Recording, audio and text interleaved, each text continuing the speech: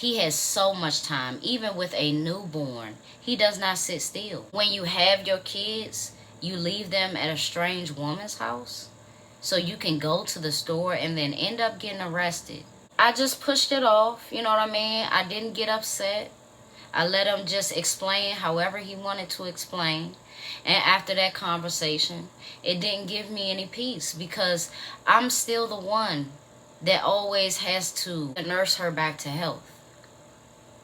If he has them, let's say it is his weekend, and he has them on the playground, let my daughter explain it. He's in the car smoking while they're outside playing.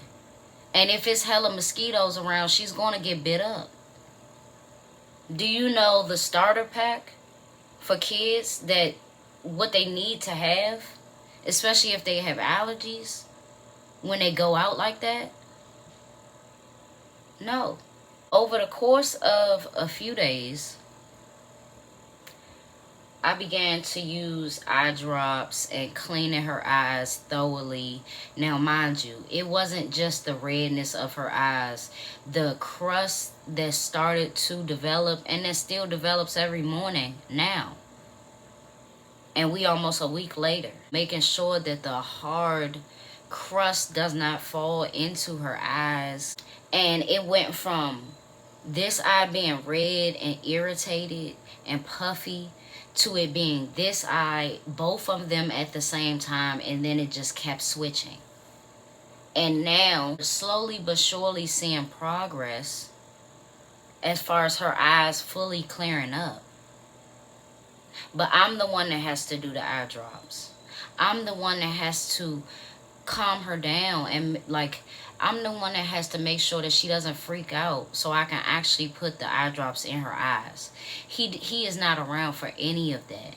And the only reason why he is not around for that is because he thinks that if he's around for anything like that, that I will think that he wants to be in a relationship with me. It's so childish that he is almost 30. And mind you, I'm almost 32, but he's closer. He's damn near 29, if not already. And he acts like he's 19. Yesterday evening, I told him what the diagnosis was. I told him it was allergies, but it was also chronic dry eye, which can be triggered by a new dry environment that one is not very, very familiar with or accustomed to. So I relayed that information, and I told him certain things that I would respect, certain things that any parent should do, and I need to ensure that won't happen anymore, so that we can keep this co-parenting thing going. It pains me to send my child out of here with somebody that I don't trust. And it pains me to send her out of here with somebody that doesn't respect me either. So, number one was never leave your kids for any reason, especially such a small reason like a store run. That's what junkies do. And I didn't say the junkie part at first. Number two, don't have my child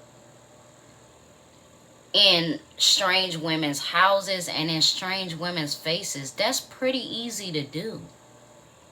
But if you have some point to prove to get into some bitch panty drawers, then you'll just keep doing it and ignore any wishes from the mother. Cool. And number three, it was something along the lines of, you have to start making sacrifices. As a mother, you off rip know, or you find out very quickly that you have a responsibility. You have a huge responsibility, and that's being in control of somebody else's life. And if you have multiple kids, It's multiple lives, multiple souls that you are responsible for. He instantly went off, right? He clapped back, because I'm just about to start saying clap back at this point. A lot of y'all guys are so feminine that I'm just gonna say clap back. So sis clapped back, and he basically said, I'm not following your rules. I can have my children around anybody I want. Who told you that? You should be blessed as a felon 3 times over to even be allowed around your children. Who told you that? That you, as a felon, can have debate down whether or not it's appropriate to have anybody around your child, around your children. So if you have anybody around your children, and then somebody, it is uncovered years later that somebody that you allowed around your children was a offender, what happens then? Negligent. And then he starts to call me bitter, which doesn't bother me any. Because if I'm bitter and that's the truth in your eyes on me, you're inconsistent. You lack emotion. You lack empathy. And you lack the ability to fully think something out. If you would have thought out making a store run or a drug deal, because that's what we're going to call it. We call it, to kids, of course, we're going to call it a store run. What I'm going to call it is a drug deal. If we do that in the midst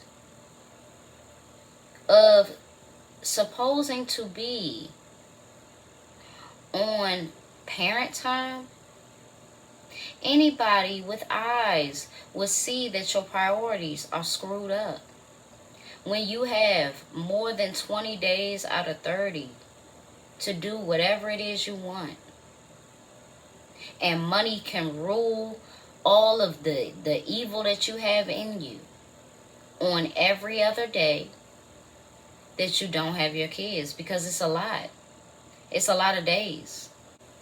I told him that it's no disrespect, but the homegirl, the bitch, the female's house that you had these kids over, the house had to be dirty. It had to be dirty for my child's eyes to be that irritated within the span of a few hours of her being there. And Kiara ain't take them damn kids nowhere. Kiara ain't stupid. Kiara got my child from this bitch house, took them to McDonald's or some shit like that, and then brought her home. She not finna take her no extra from motherfucking places. Kiara don't want that smoke. Alright? Cool.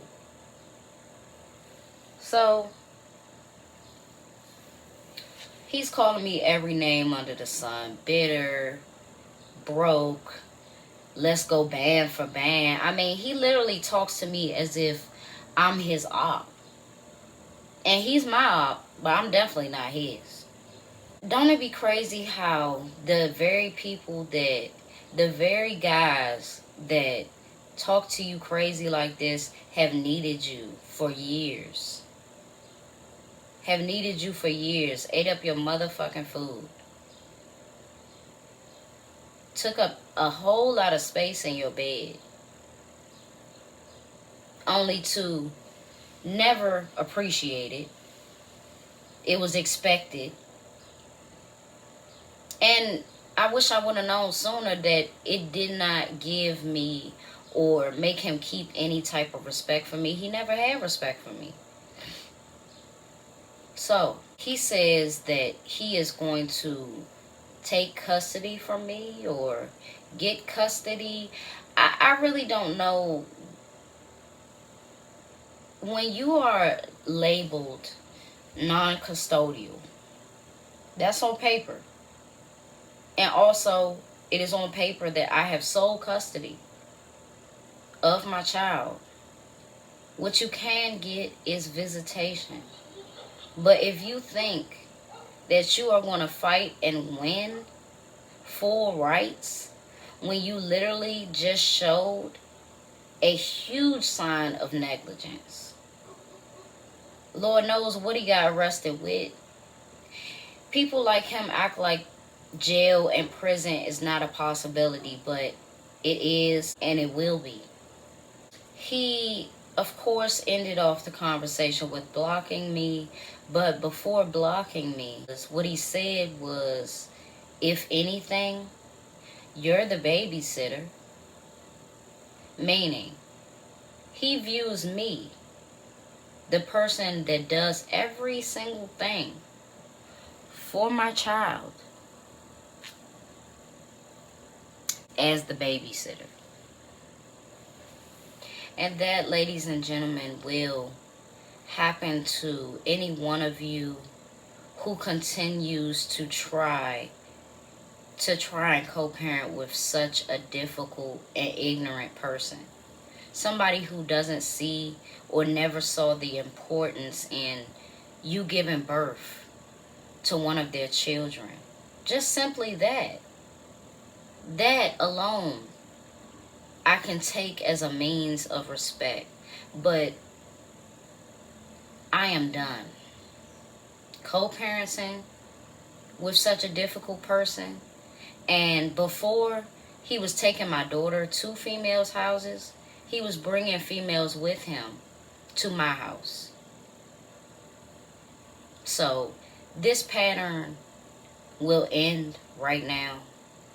As far as parenting content, I don't even know if I can give co-parenting advice, because I would have to co-parent with somebody who is so much more mature and so much more my speed before I even speak on that. I am not looking back. What gives me strength is knowing that so many women had to do what I'm about to do. There will be no more communication. There's nothing else to say. After being so calm and trying to come to a common ground with a person who hasn't been through what you've been through. I've been through foster care. It wasn't fun. It was very, very lonely, especially once they separated me from my siblings. It was very confusing. And to think that a situation happened that mirrored how me and my siblings were taken into CPS custody,